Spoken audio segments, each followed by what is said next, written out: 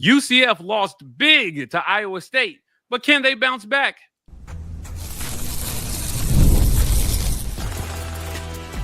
You are Locked On UCF, your daily podcast on the UCF Knights, part of the Locked On Podcast Network, your team every day. Welcome on into Locked On UCF, your daily UCF podcast. I'm your host, Mike G, and thank you so much for making Locked On UCF your first listen of every day. Joining me as he does every single week is my good friend Andrew Gluco from The Last Word on Sports. Andrew, UCF, they lost. They lost big to Iowa State. We talked about this earlier this week. They had a significant amount of quad one opportunities in the next game. You and I both felt like that Houston game was gettable. Them dropping that one hurt. It hurt. And now you have Iowa State. And you've got to figure out a way to bounce back from what was a crushing loss, it felt like. I thought that they didn't play terrible, but you're not going to beat many teams, Andrew, when they shoot 56% from the field. I mean, you know, we talked about Iowa State and those guards. I mean, you flat out said, you know, UCF's gonna have to find a way to really clamp down on the defense, and they didn't. And Iowa State scored a lot of points, you know, over 100 points in regulation. UCF offense actually had a really good day. I mean, there's some positives you can take away from this game because Iowa State is one of the nation's best. I mean, you took Houston to the wire. You let that one slip through your fingers. Yep. And we talked about that was the one they had to get because that was the gettable one. They didn't do it. They went on the road. They didn't lay down and die. They fought. And they were just flat out beat by a better team. Iowa State is just that good. But now they have a chance to get back in the win column against a team that's net ranking is basically equal to UCF. UCF has fallen to 77th. Here comes TCU into the picture with 76.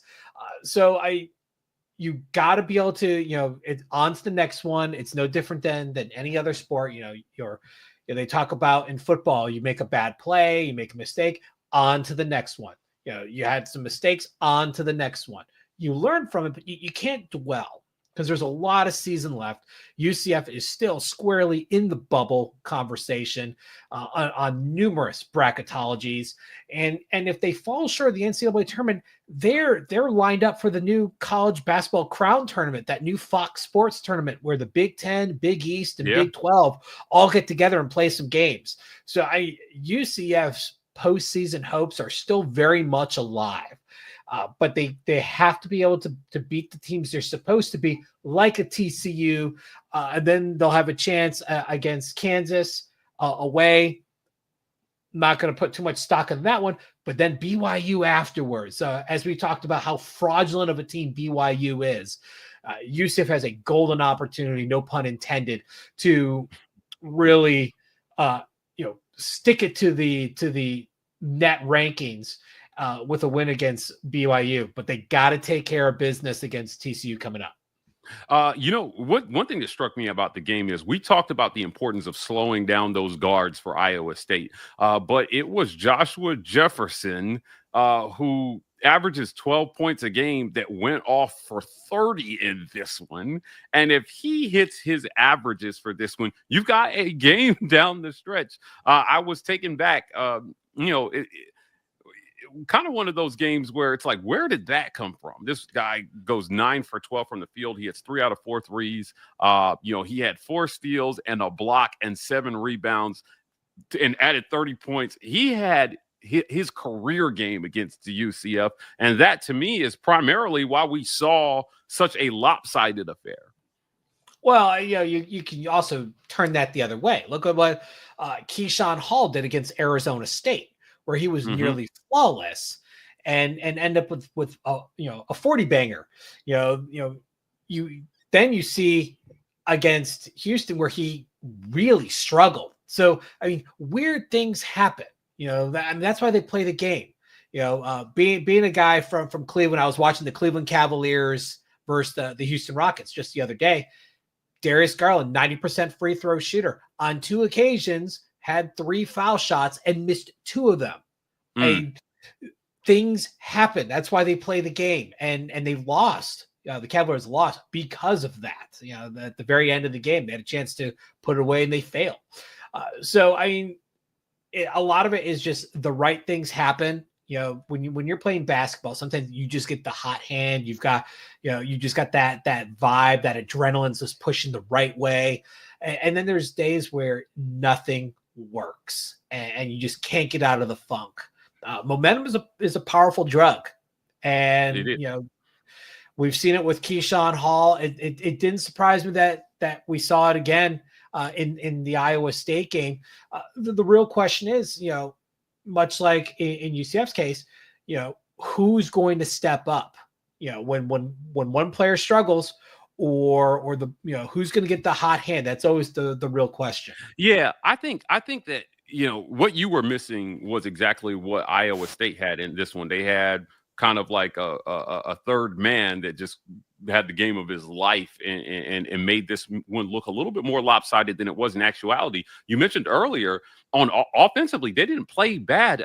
Look, you went 45% from three in this one, and you shot 24 of them. So that's a pretty good clip that you would take on almost any night. Hitting almost 50% of your threes. They were 18 of 23 from the free throw line, so nothing glaring there. 19 turnovers you don't love. You don't love 19 turnovers on any night. No one's right? perfect. No one's perfect. This wasn't the worst night, I think, for them. Now, you did get out-rebounded 43-29, and certainly that hurts. You're giving up 15 offensive rebounds, but you got 11 yourself. So, like I said, I don't think this is I don't think this game is an indictment on UCF. I think that's just how good Iowa State is, in my opinion. Well, I mean, look who they lost to. They had that weird loss at West Virginia the game before this, and I was hoping UCF could take advantage of it, and I think they did for a time. They hung with them in the first half, and then Iowa State just kind of snapped out of the funk and just went to that next gear. But going toe to toe with Auburn, the number one team in the country, they were up 16 on Auburn in that game. They were up 16, Andrew. It just shows how good this Iowa State team is. Iowa State's always had, well, I shouldn't say always, but in recent history has had really strong regular seasons. They just seem to fade in the tournament. This is still regular season, so they're kind of following their MO still. I don't take this result as an insult. This wasn't like the Kansas game where UCF really just laid down and died. They fought all the way. They just got beat by a better team. Yeah, absolutely. Absolutely. Look, but you got to move on, and you've got to figure out a way forward, and you got to beat TCU in this next game after 2 straight losses. So we're going to talk about what they need to do versus the Horned Frogs right after a quick word from our sponsors.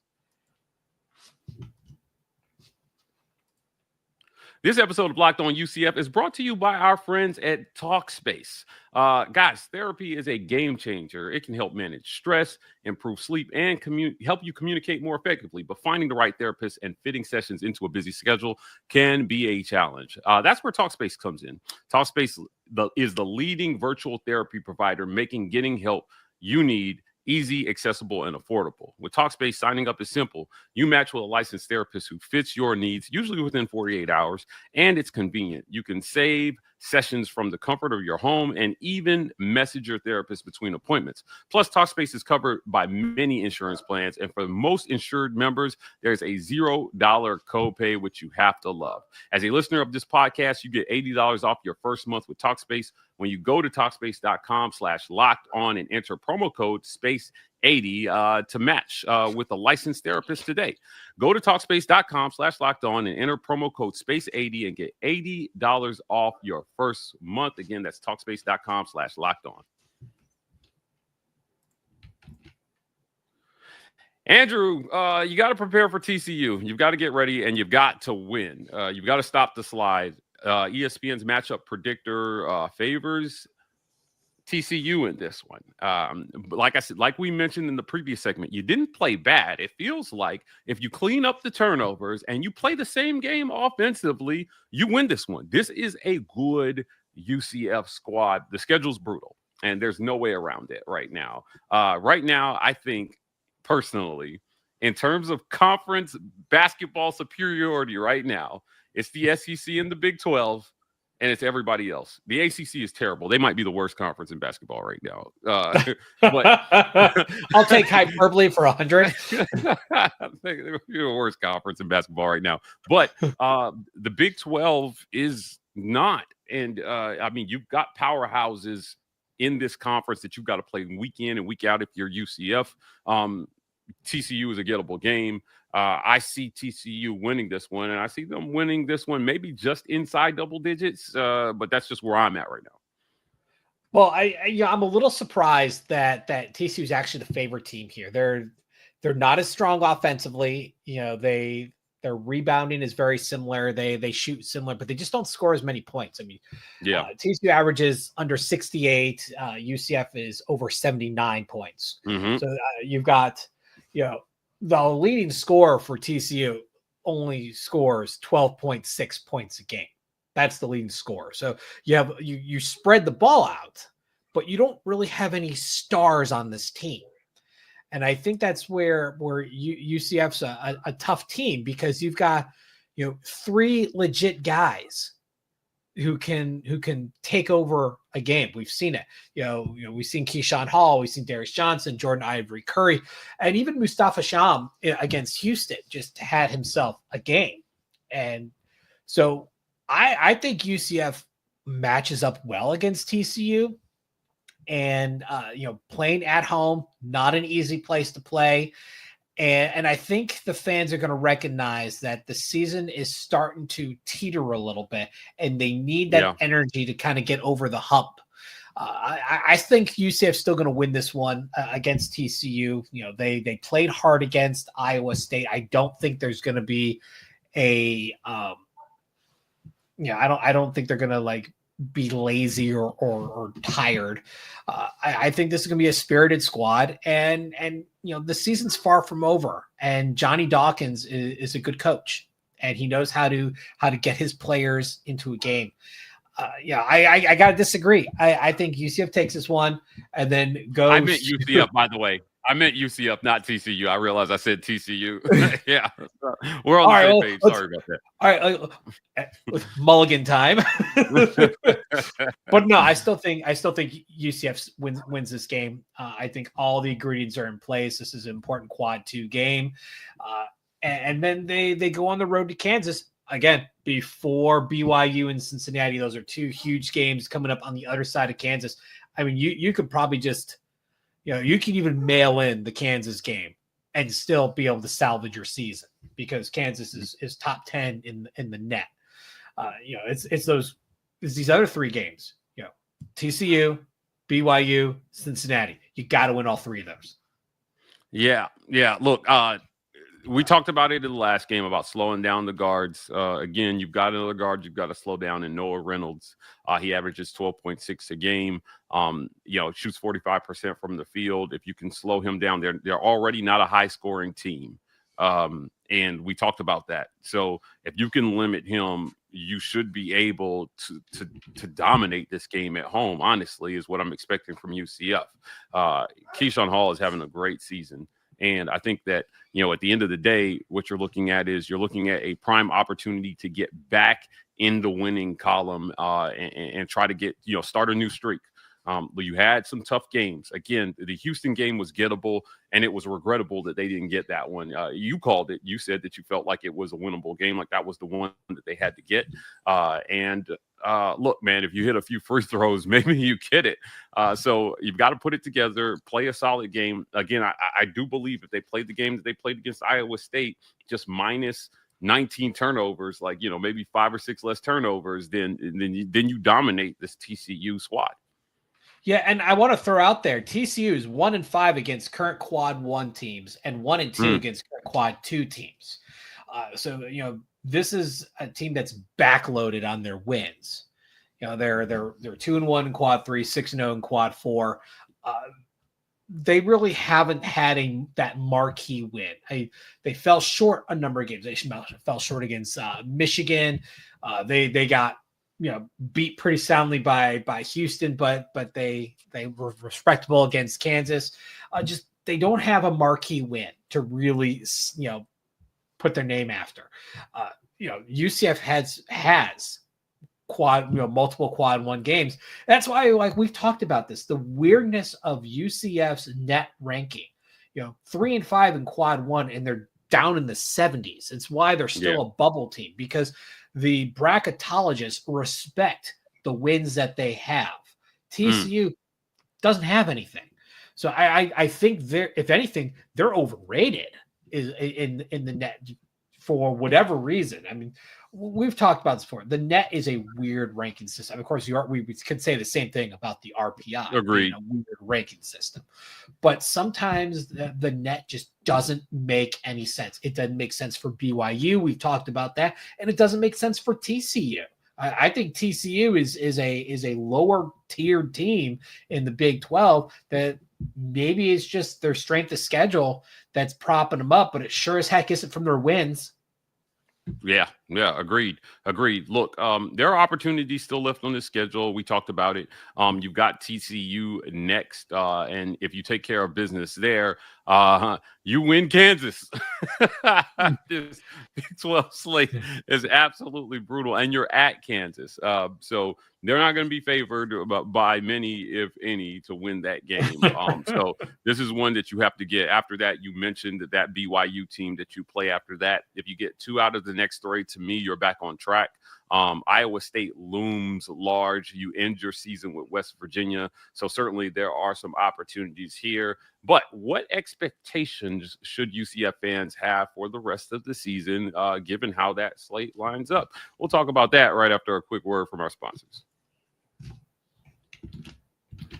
This episode of Locked On UCF is brought to you by our friends at Game Time, Andrew. The NFL playoffs are on, and they have been an experience like no other. I don't know if you caught that Ravens-Bills game, but goodness, that was made for TV primetime stuff there. Did you catch any NFL games so far in the playoffs? I am happy that I had Mark Andrews on my fantasy team during the regular season, where those catches were made instead of not. Well, look, this year Game Time makes it even easier to create those unforgettable moments with their new feature Game Time Picks. It filters out all the fluff and shows you only the best deals on great seats, so you can focus on what matters, which is being there at the games. I use Game Time Picks to grab tickets for upcoming playoff games. I'm sending my mom and my girlfriend to Auburn versus Tennessee, which all but cost me a kidney, but it didn't cost me both kidneys because of Game Time. Take the guesswork out of buying tickets with Game Time. Download the Game Time app, create an account, and use code LOCKEDONCollege for $20 off your first purchase. Terms apply. Again, create an account and redeem code LOCKEDONCollege for $20 off your first purchase. UCF. We mentioned it. We've said it again. I'll say it again. It's a tough slate to end the season. And Big 12, baby. You mentioned that tournament that Fox has started that teams will end up with. There's the NIT is still out there, but should the expectation be NCAA tournament? I still think that if they can keep some of these, steal a game anywhere, steal a ranked win, and finish out this schedule with 4 more losses, maybe you could make the tournament. They're a bubble team now. The net seems to like some things about UCF at this point. I don't see why they cannot. I don't see why the expectation at this point should be NCAA tournament, no matter what the seed is. Well, here's the thing. They've got 3 games against top-ranked teams left. Mm-hmm. Kansas away, Iowa State at home, West Virginia away. Take those away. There are 10 other winnable games on the schedule. So you can finish 10-3. You would finish 10-3, even dropping those 3 big ones. You're going to get into tournament in this Big 12. You've got BYU in the top in the top 50 net, Cincinnati in the top 50, Baylor in the top 30. You've got Colorado and Oklahoma State, which are low-level teams. Utah's having a rough year. Kansas State. All those teams are at least 120 and higher, so they're not complete duds. They're not great. You should win all those games. So again, like I talked about before, if they can win the 3 out of the next 4, drop against Kansas, but win TCU, BYU, Cincinnati, that puts you in a really good position before you go on the road to Baylor. That's a quad 1 game, on the road against a team in the top 30. So you can really steal a quad 1 win there. And then, it's actually a relatively soft end of the season schedule until you get that last one against West Virginia. So, UCF has the opportunity to rack up some wins, you add some to it. I think the NCAA is still very much in play, depending on which bracketology you look at. ESPN's a little outdated on theirs. They have UCF last 4, and I don't know if that counted the Iowa State game or not. I know CBS is even more outdated. They have UCF as a 9 seed.